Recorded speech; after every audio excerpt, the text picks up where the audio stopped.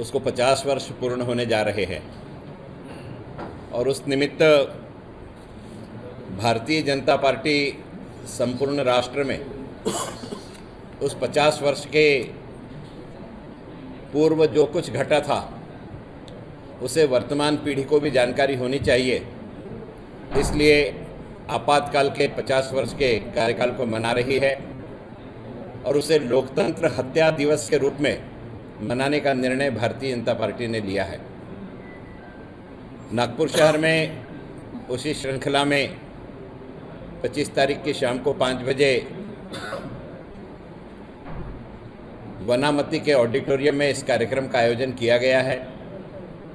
उस कार्यक्रम का नाम लोकतंत्र सेनानी स्वागत वंदन अभिनंदन समारोह करके रखा है। इस कार्यक्रम में मुख्य वक्ता के रूप में श्री विनय जी सहस्त्रबुद्धे, जो रामभाऊ माड़गी प्रबोधिनी के सर्वे सर्वा है, कहने में अतिशयोक्ति नहीं। भारतीय जनता पार्टी के बौद्धिक प्रकोष्ठ को वो विशेषता से ध्यान देते हैं। इसके साथ साथ पूर्व राज्यसभा के सदस्य भी है, वो संबोधित करेंगे। नागपुर उनके आगमन के पश्चात कुछ घरों में, जो हमारे मीसाबंदी परिवार के कुछ घर हैं, उन घरों में प्रत्यक्ष मुलाकात के लिए भी विनय जी जाएंगे। इस प्रकार से कार्यक्रम का नियोजन किया गया है।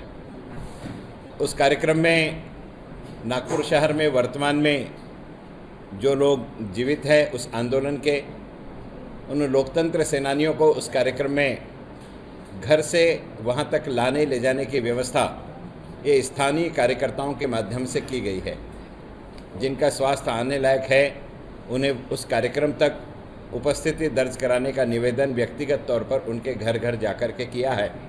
और जिन परिवारों में निधन हो गया है उन परिवारों की, उनकी पत्नियां, उनके बच्चे, इनको बुला करके उनका सत्कार करना, इस प्रकार का नियोजन उस कार्यक्रम में किया गया है।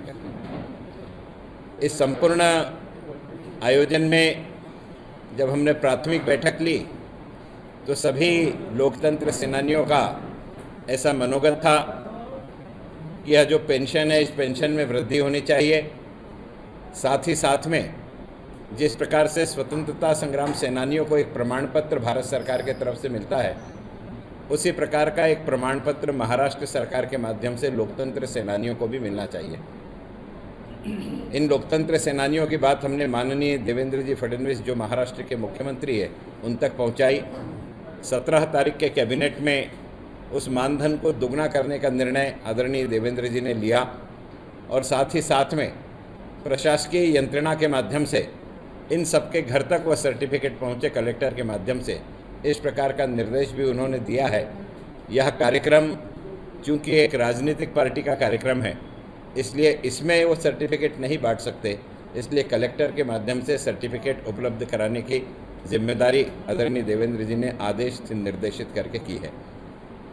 आप सभी के जानकारी के लिए कि उस समय का जो कार्यकाल था, उस समय के कार्यकाल में इमरजेंसी तो देश की प्रधानमंत्री होने के कारण श्रीमती इंदिरा जी ने लगाई थी, लेकिन उसके पश्चात इंदिरा जी के जो सुपुत्र थे जिनका नाम संजय गांधी था, और संजय गांधी के साथ उस समय की जो उनकी नौजवानों की टीम थी, उन्होंने मिलकर के जिस प्रकार का आतंक पूरे देश में फैलाया था, उसके कारण बहुत बड़ी संख्या में विद्रोह का वातावरण राष्ट्र में बना था। और उसी की परिणति थी कि 1977 में पहले बार आज़ादी के बाद कांग्रेस सत्ता से बाहर हुई और गैर कांग्रेसी संपूर्ण सत्ता भारतवर्ष में स्थापित हुई। अनावश्यक रूप से लोगों की नसबंदी करा देना, जिनका विवाह नहीं हुआ उनकी भी नसबंदी करा देना, जो सिंगर कांग्रेस के अधिवेशन में गाना नहीं गाता है, आकाशवाणी से उसका गाना बंद करवा, प्रसारण बंद करवा देना।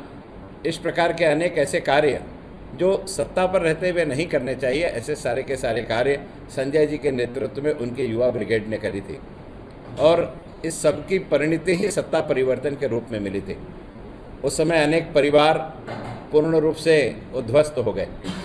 मैं आदरणीय राजेंद्र पुरोहित जी से मिलने के लिए गया था। उन्होंने बताया कि उनके प्रेस में एक सज्जन थे जो एमपीईबी के समय में एमपीईबी से भी पहले नागपुर इलेक्ट्रिक कंपनी जब नागपुर को